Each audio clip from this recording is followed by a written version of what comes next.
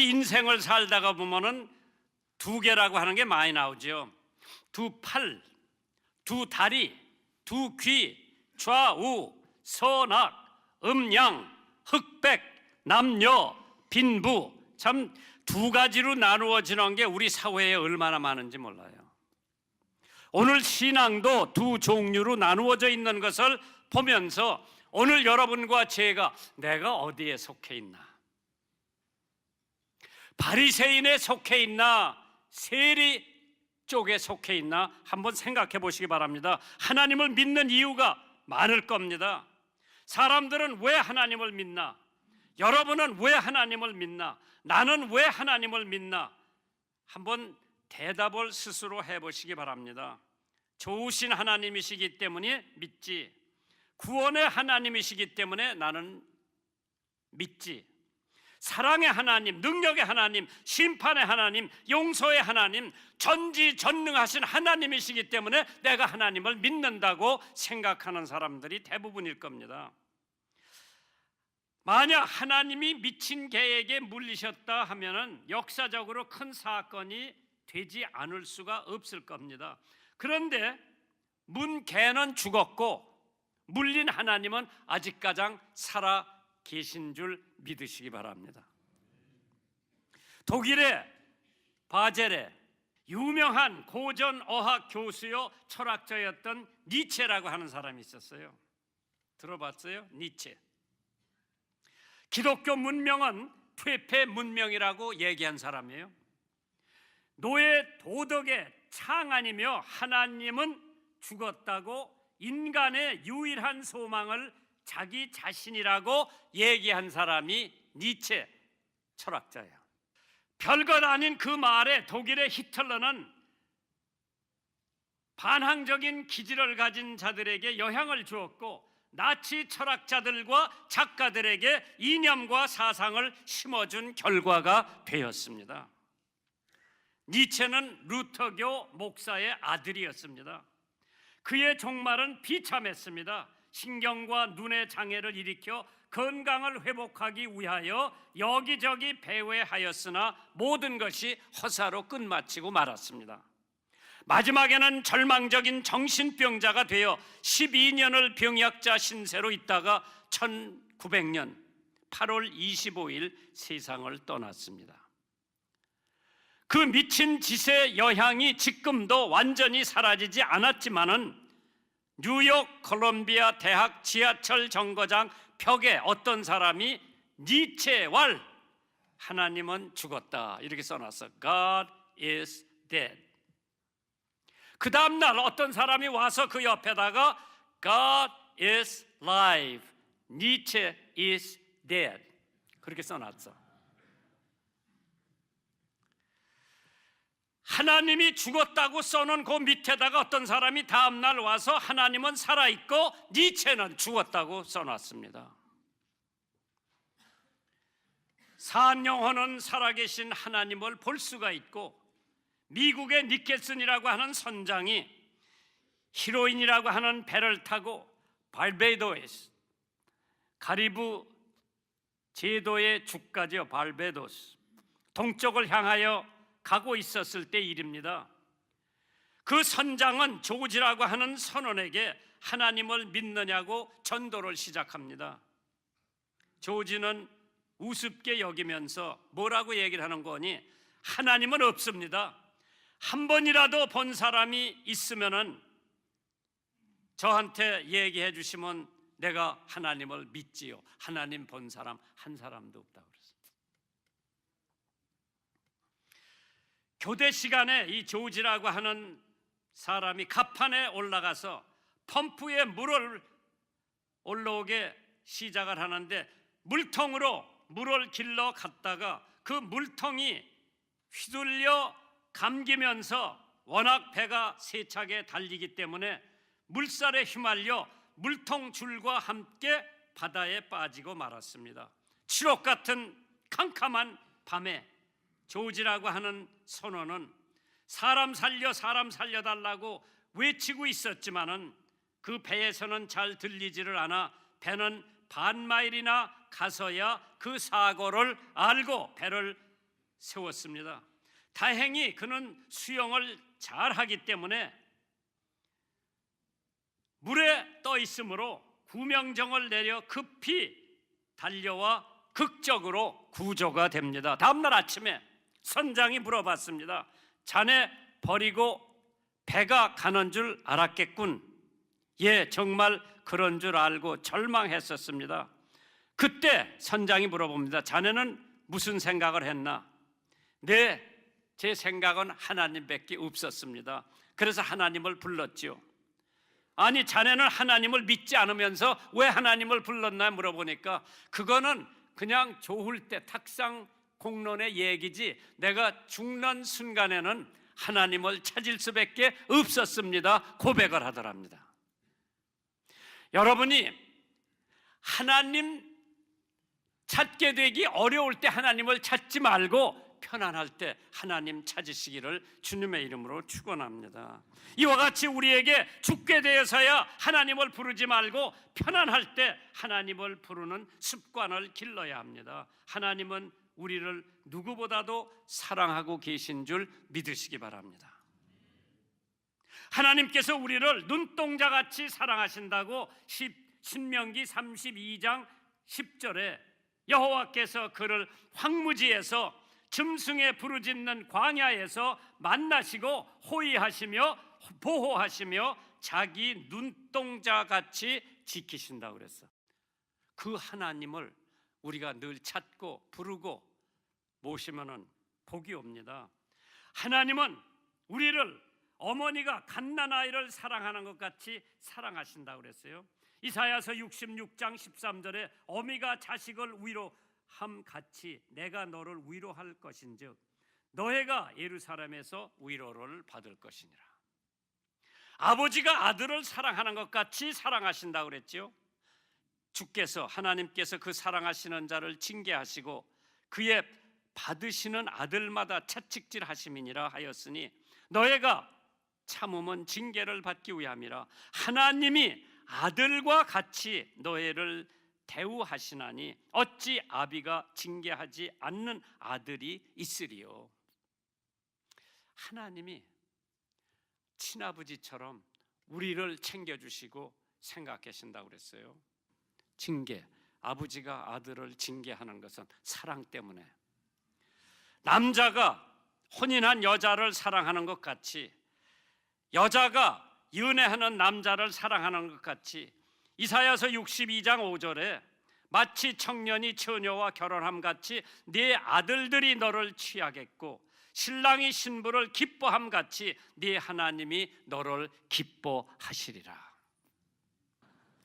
방법이야 무슨 방법을 쓰든 사랑으로 전도를 하고 믿음으로 전도를 하면은 그 사람은 하나님한테 나오게 돼 있는 줄 믿으시기 바랍니다. 독수리가 그 새끼를 사랑한 것 같이 하나님께서 우리를 사랑한다고 그랬어요. 신명기 32장 11절에 마치 독수리가 그 보금자리를 어지럽게 하며 그 새끼 위에 너풀거리며 그 날개를 펴서 새끼를 받으며 그 날개 위에 그것을 엎는 것 같았다고 그랬어요. 오늘 본문에 있는 말씀을 보면 행위를 의지하는 모든 사람을 경고하는 비유로 말씀하신 것입니다. 물론 주님께서 모든 사람이 기도해야 하는 필요성도 강조하신 교훈이라고 생각하지만 오늘 본문에 나오는 이 두 사람, 이 두 인주의 신앙 상태는 기도 상태 또는 예배 상태를 보여주는 좋은 예입니다. 첫째 사람, 자신만만한 위선자 바리새인의 신앙 자세입니다. 누가복음 18장 9절에 또 자기를 의롭다고 믿고 다른 사람을 멸시하는 자들에게 이 비유로 말씀하셨다고 그랬죠. 자신을 최대 종교인이라고 믿고 있었습니다. 누가? 바리새인이. 우리 교회에 행여나 그런 사람이 없기를 주님의 이름으로 축원합니다. 내가 이 교회에서 최대의 좋은 신앙을 가진 사람이라고 믿는 사람은 쓰러질까 염려하세요. 바리새인은 서로 따로 기도하여 가로되 하나님이여, 나는 다른 사람들 곧 토색, 불의, 간음하는 자들과 같지 아니하고 이 세리와도 같지 아니함을 감사하나이다. 자기하고 세리하고 비교를 한 거예요. 물론 외형적으로 보면 바리새인이 훨씬 믿음이 좋은 것 같이 보입니다. 그러나 하나님 기준에서 보면 바리새인보다는 세리의 믿음이 훨씬 더 인정받는 믿음인 줄 믿으시기 바랍니다. 성도는 하나의 공동체입니다. 교회 내에서는 계급이 없습니다. 지위나 학식이나 재물의 유무도 성도들을 갈라놓을 수 없고 신앙의 척도가 되어서는 안 됩니다. 내가 헌금 많이 한다고 신앙이 좋은 게 아니죠. 내가 돈이 없어서 2렙돈밖에 헌금할 수 없지만은 예수님께서는 그 여인의 2렙돈을 칭찬을 하셨습니다.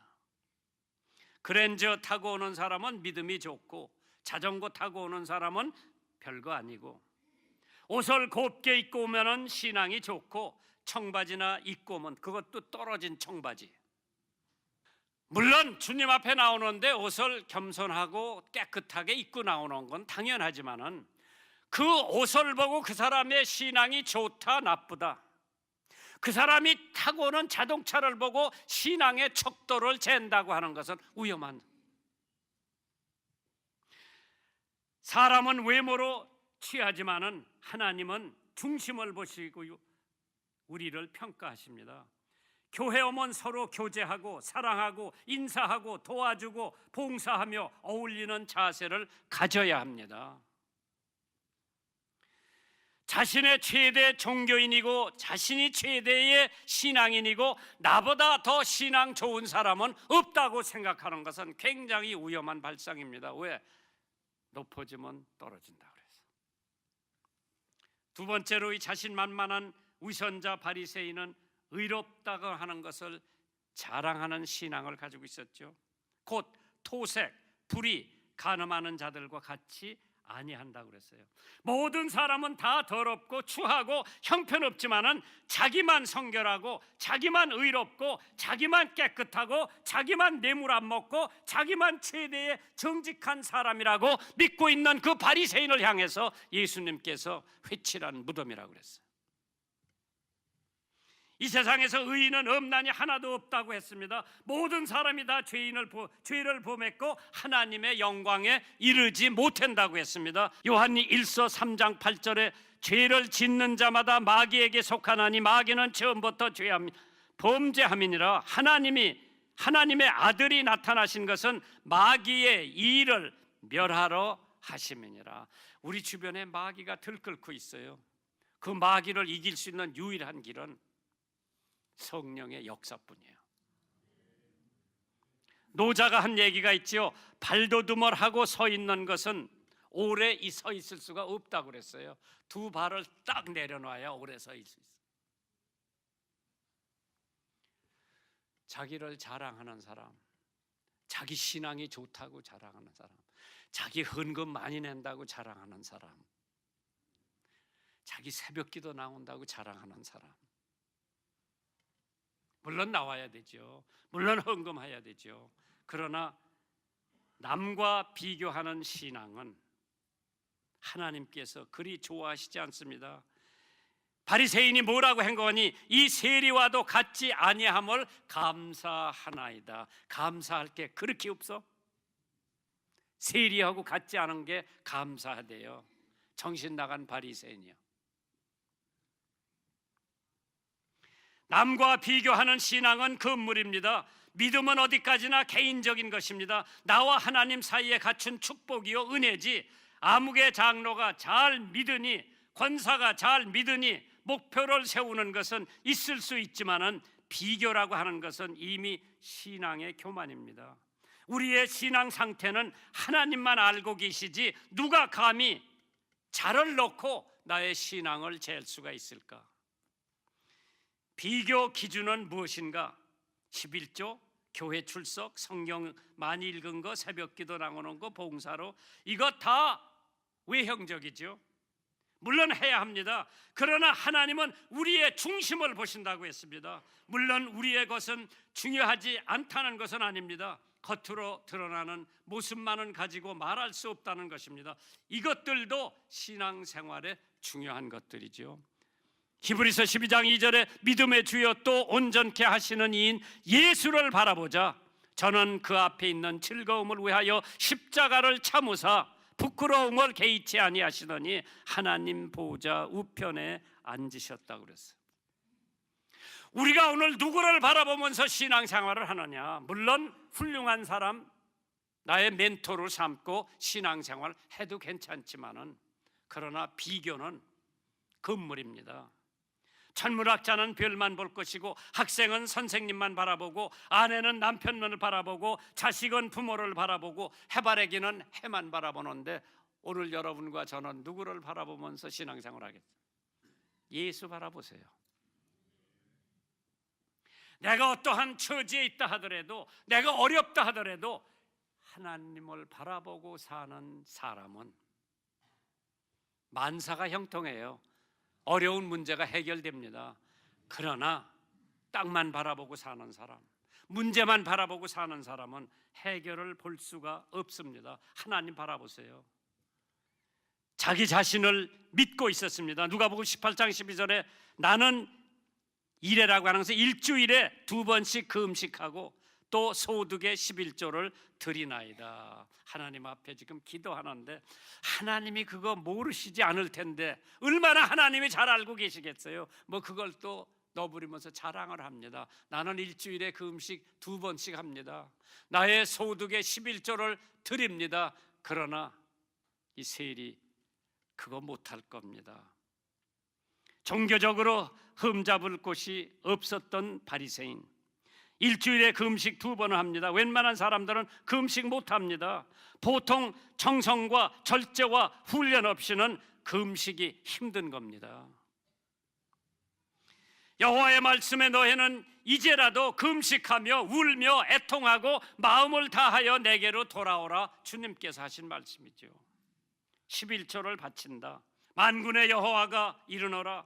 너희의 온전한 11조를 창고에 들여 나의 집에 양식이 있게 하고 그것으로 나를 시험하여 내가 하늘 문을 열고 너희에게 복을 쌓을 곳이 없도록 붙지 아니하나 봐라.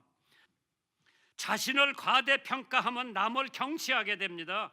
누가복음 18장 9절에 또 자비를 의롭다 믿고 다른 사람을 멸시하는 자들에게 비유로 말씀하셨다고 그랬어.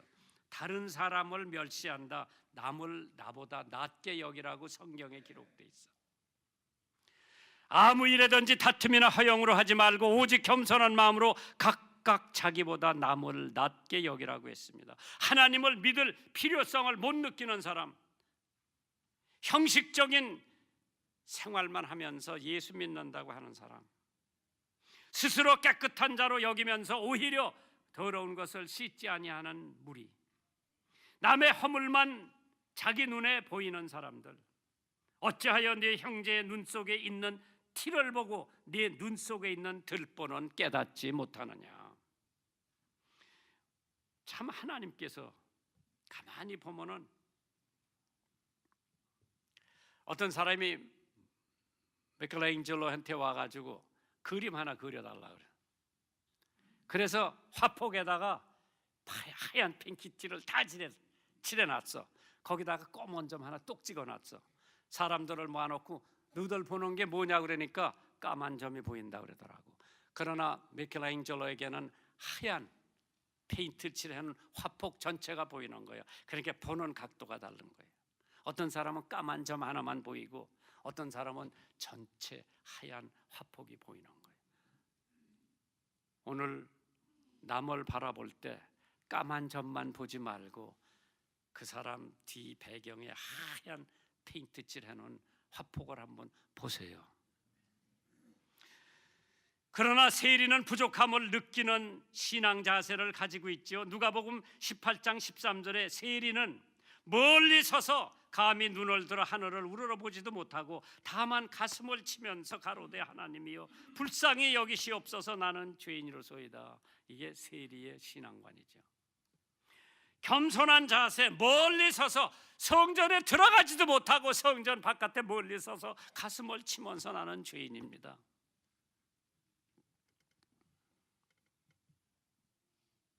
어느 날 미국 대통령 아브라함 링컨이 백악관 현관에서 구두를 닦고 있었습니다. 그때 흑인 비서가 지나가다가, 남자지요, 구두를 닦는 걸 보면서 대통령인 것을 알고 너무나 미안하고 송구스러워서 쩔쩔매며 이렇게 말을 합니다. 각하, 이게 어떻게 된 노릇입니까? 대통령이 어떻게 되긴 뭐 어떻게 돼? 일국의 대통령의 존귀하신 몸으로서 천한 사람이나 하는 구두 닦기를 선수하시다니 이게 될 법인 일입니까? 링컨 대통령이 대답을 합니다. 제임스 군, 자기 구두를 자기 손으로 닦는 것이 당연한 일이지 이게 무슨 잘못된 일인가? 또 구두 닦는 일이 천한 일이라고 했는데 그것은 잘못된 생각일세. 대통령도 구두 닦기도 다 같이 세상을 위해 일하는 사람들이야 어찌 천하다 할 수 있겠는가? 비서는 링컨의 겸손하고 사리에 맞는 말에 감탄을 합니다. 이러한 겸손 때문에 링컨 대통령은 오늘날까지도 미국뿐만 아니라 전 세계에서 존경받고 있고 노예 해방이라는 거대한 역사의 수레바퀴를 돌리고 있습니다. 잠언 기자가 말합니다. 교만은 패망의 선봉이요 거만한 마음은 넘어짐의 앞잡이라고 했습니다. 이제는 전에 멀리 있던 너희가 그리스도 예수 안에서 그리스도의 피로 가까워졌다고 그래서 누구하고? 하나님하고 가까워졌어요. 자기는 죄인인 것을 인정을 합니다. 가슴을 치며 나는 죄인으로서이다. 죄를 인정하지 않는 개인은 구원받을 수 없지요. 죄를 인정하지 않는 사회는 살기가 나쁜 사회입니다. 죄를 인정하지 않는 국가는 망합니다. 하나님의 긍휼을 호소하는 자에게 하나님께서 나타나시고 그를 불쌍히 여겨주신다고 했습니다. 로마서 10장 13절에 누구든지 주의 이름을 부르는 자는 구원을 얻는다고 했어요. 돈 있는 사람이나 없는 사람이나 배운 사람이나 배우지 못한 사람이나 동양인이나 서양인이나 누구든지 예수 그리스도를 부르는 자는 구원을 시켜주신다고 그랬어요. 예수님이 어떠한 판단을 하셨어요? 18장 14절입니다. 내가 너에게 이르노니 이 사람이 저보다 의롭다 하심을 받고 집에 내려갔느니라. 무릇 자기를 높이는 자는 낮아지고 자기를 낮추는 자는 높아지리라. 자기를 높이는 자는 낮아지고 낮추는 자는 높아진다고 했습니다. 야고보서 4장 6절에 그러나 더욱 큰 은혜를 주시나니 그러므로 일러스되 하나님이 교만한 자를 물리치시고 겸손한 자에게 은혜를 주신다 하셨느니라. 주 앞에서 낮추라. 그리하면 주께서 너희를 높으시게 하리라. 아브라함 대통령을 가장 직근에서 모신 윗먼 윌리라고 하는 사람이 있었습니다. 무척 가난한 시절 그가 대학을 다닐 때 유행이 되는 옷도 못 입고 무명 옷을 입고 다녔는데 친구들에게 손가락질을 당하고 놀림을 당했습니다. 하지만은 윌리는 그 조롱을 아랑곳 없이 다 열심히 공부하고 그에게는 가난은 부끄러운 것이 아니었다고 하는 것을 늘 생각하고 그 결과 그는 학교의 최고의 성적으로 졸업을 할 수가 있었고 바로 그가 링컨을 도와 미국을 이끈 정치가 윗먼 윌리라고 하는 사람인데 윌리가 미국 상원 의원을 다 끝마치고 은퇴한 다음에 자기 고향에 돌아가서 고향 사람들이 당신 앞으로 뭐 하기를 원하느냐? 주일학교 부장을 하기를 원했습니다. 부장시켰어. 어린아이들 데리고 가르치는 것이 그렇게 행복하고 그렇게 고맙고 그렇게 좋았다고 고백을 한 사람이 바로 아브라함 링컨 밑에서 이 미국을 이끌어간 장본인 상원 의원 유명한 사람입니다. 오늘 여러분의 신앙 상태 두 가지 중에 어떤 건가 한번 생각을 해보세요.